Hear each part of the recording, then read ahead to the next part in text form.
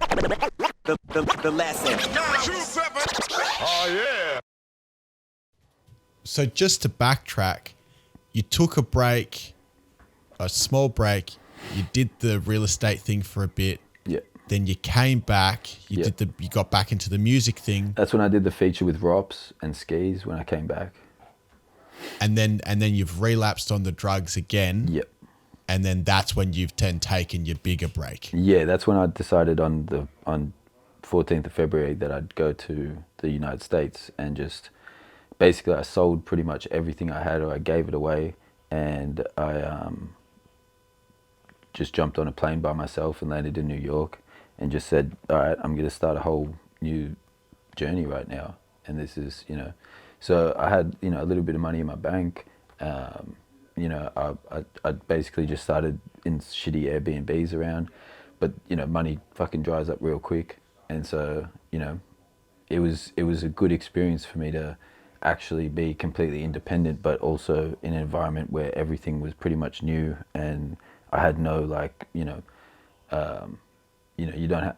didn't have anything that I had before, if that makes sense. So if you're 30 and you're living in Australia, you've still got an education, you've still got fucking your healthcare cards, and you still got a bank account and stuff like that.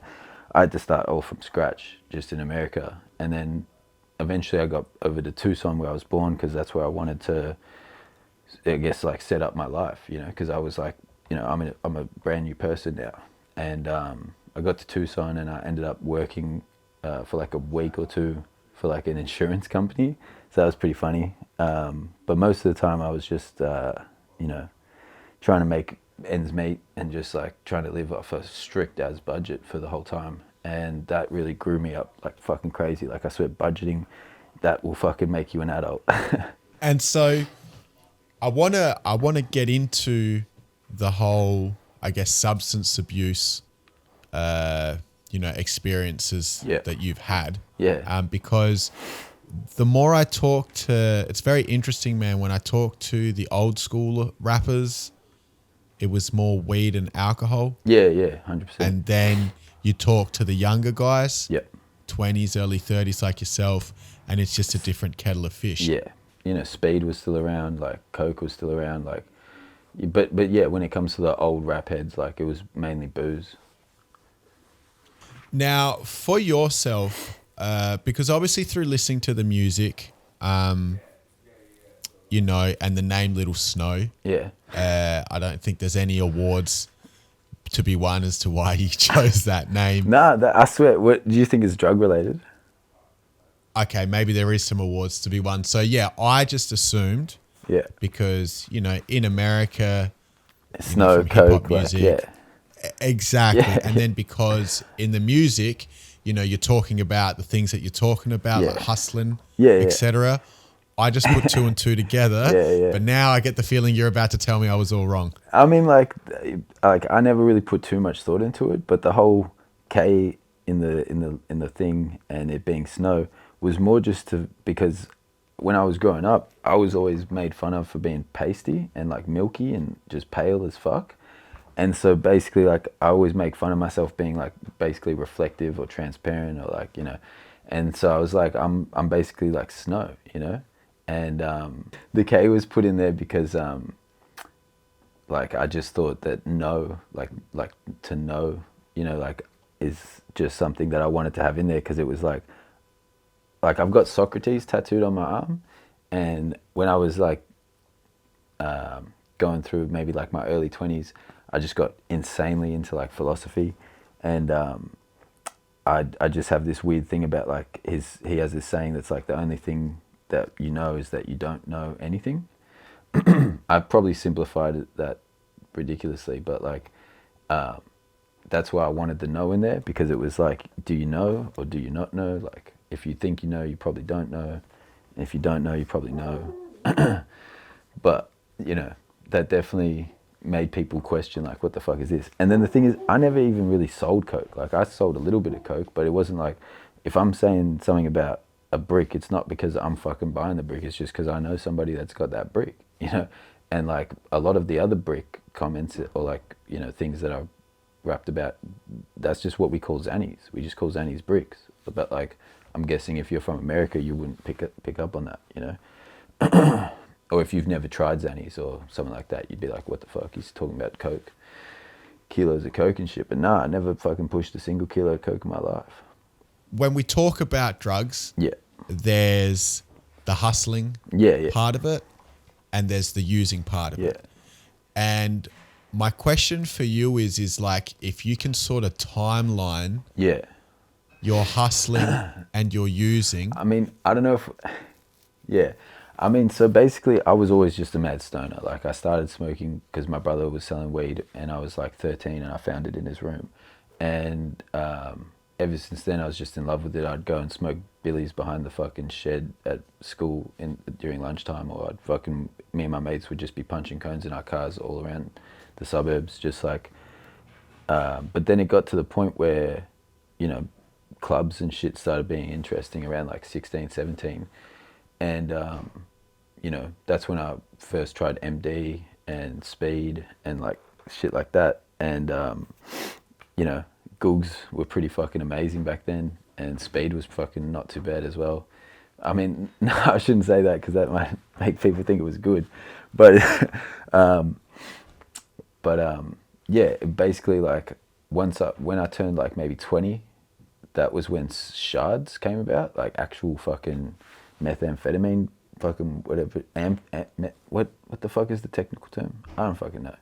But I as soon as I knew that I'd already fell in love with fucking speed, and I hated the fact that I loved speed, I was like, I'm never touching none of this shit ever again. And I just made like a whole point about it that I'm just smoking cones. That's it, except for like MD on the side, you know.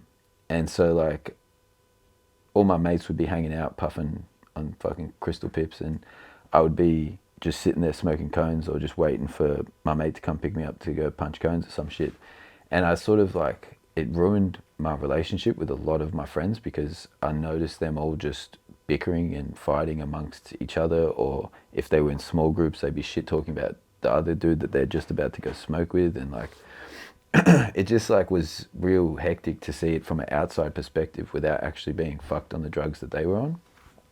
And that's when I started, you know, learning how to cut people off and just being like, you know, I've known this cunt almost my whole life, but I can't be around this cunt because they're just either going to get me in trouble or they're going to get themselves in trouble, and I'm going to have to help them fucking out of the mess, and then I'm going to get in trouble. So like, I just became a mad stoner for a long time. Would go out clubbing occasionally, but I was never that like much of a fucking club rat, I don't think. But and then it wasn't until I was probably like 24 or something that I started to see like dudes in clubs being like, you know, basically having their whole night paid for because they got a fucking bag in their pants, right? And I was like, well, I'm fucking out here mowing cunts' lawns every fucking day and pruning fucking rose bushes and getting paid, what, 15, 16 bucks an hour for this shit. Like, I want a piece of this, you know?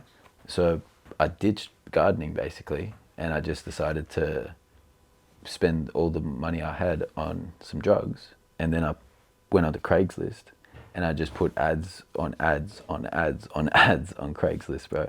Like, I flooded the shit out of Craigslist with just pictures of coke, pictures of MD, pictures of Xannies, pictures, because I knew a dude that I'd trade buds for all these different meds, and he'd tell me like, this is clonazepam, this is Ativan, this is, you know, Seroquel, this is, you know, Valium, whatever.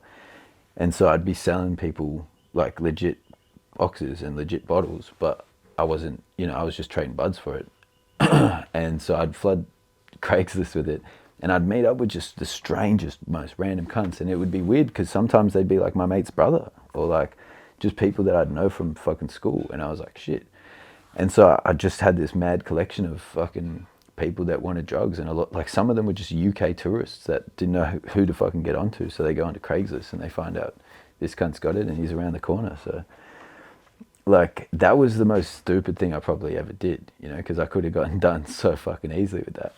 But it paid off because I didn't get done. And then, you know, after that, I just started hitting clubs, and I just started, you know, driving around to meet regulars and stuff like that. But it was never like, you know, as dirty and grimy as everybody makes it out to be. Like, the majority of people that you sell drugs to, if you're not pushing heroin and fucking heroin and shards, you're fucking just meeting up with regular people. Like, these people have jobs, they got to pay for their drugs, and not everybody's fucking robbing somebody's house to pay for a fucking fix. Most people that do drugs are functional addicts. It's just that they haven't become dysfunctional yet.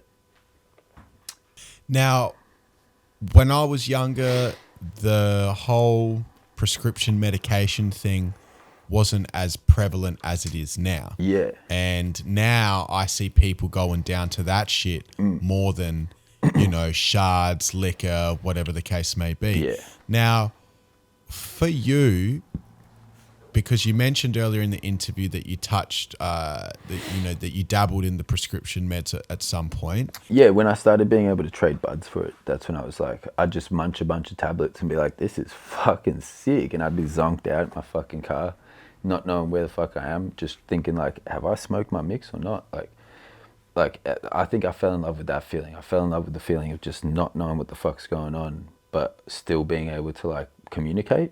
It's like, being a zombie basically. You don't have any responsibilities. You don't have anybody that actually matters in your life. Like, you're just floating. And it's like, that's how people can turn real evil, because nothing matters when you're floating. So in regards to the prescription meds, you didn't start taking them until you started hustling them? Just before I started hustling them, yeah. It was more like, you'd see one dude be like, oh, take a Zanny for the come down, bro. And so you'd be like, oh shit, all right. And you take that and you're like, fuck, I didn't even come down. I just fucking slept, bro. That was sick. And then eventually it gets to the point where you're taking it on the up, and then you're, drinking on it. And it's just, you don't realize that this is a chemical and it's interacting with other chemicals, and that can produce different, things in your body. But, the first time you try it, it's just, feels sick usually, or it doesn't. But yeah, like, I think the problem with Xannies or the problem with prescription meds in general is just like, they are so fucking addictive, but they're a downer. And so it's real easy to forget about downers that are addictive, because it's not until you get back on the puff or you start coming up that you're like, oh, I need more downers. So that's when you go out and rob shit. But when you're actually down, you're fucking, nobody knows what's going on. You're sleeping for a few days. So I think people often think like, oh yeah, let him take his Xannies, but as long as he's not, on this and this, and it's like, no, the Xannies is what's going to lead them to everything else, I reckon. And then